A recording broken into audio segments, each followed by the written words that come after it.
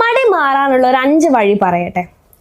ആദ്യം നിങ്ങൾ ചെയ്യേണ്ടത് ടേക്ക് എ ഡിസിഷൻ. അതായത് നിങ്ങൾ എക്സാമിന് വേണ്ടി ഞാൻ എന്താ പഠിക്കാനിരിക്കുകയാണ്, അല്ലെങ്കിൽ ഞാൻ എക്സാമിന് നല്ല മാർക്ക് വാങ്ങും എന്നുള്ളൊരു ഡിസിഷൻ നിങ്ങൾ എടുക്കുക എന്നുള്ളതാണ്. രണ്ടാമത്തത് പ്ലാനിങ് ഉണ്ടാക്കുക. കൃത്യമായ പ്ലാനിങ്ങോടുകൂടി എന്ന് പഠിക്കണം, എത്ര സമയം പഠിക്കണം, എന്താണ് പഠിക്കേണ്ടത് എന്നുള്ളതിൻ്റെ കൃത്യമായ പ്ലാനിങ്ങോടുകൂടി നിങ്ങൾ പഠിക്കാനായിട്ടിരിക്കുക. മൂന്നാമത്തെ കാര്യം എന്ന് പറയുന്നത് എനർജൈസ് യുവർ ബോഡി. നിങ്ങളുടെ ബോഡി, അതായത് കൃത്യമായി വെള്ളം കൊടുക്കുക, ആവശ്യത്തിന് ഉറങ്ങുക, ഈ കാര്യങ്ങളൊക്കെ ചെയ്ത് നിങ്ങളുടെ ബോഡി ഫിറ്റായിട്ട് നമ്മൾ എക്സാം എഴുതാൻ പോവുകയാണ്, അതിന് നമുക്ക് വേണ്ട ഒരു എനർജിയും കാര്യങ്ങളും ഉണ്ടാക്കിയെടുക്കുക എന്നുള്ളതാണ്.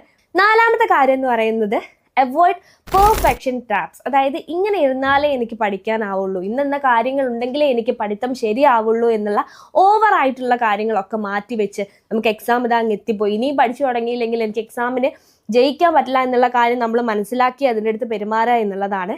ലാസ്റ്റ് വൺ, അഞ്ചാമത്തെ കാര്യം എന്താണെന്ന് വെച്ച് കഴിഞ്ഞാൽ നിങ്ങൾ സക്സസിനെ പറ്റി എപ്പോഴും ഡ്രീം ചെയ്തുകൊണ്ടിരിക്കുക.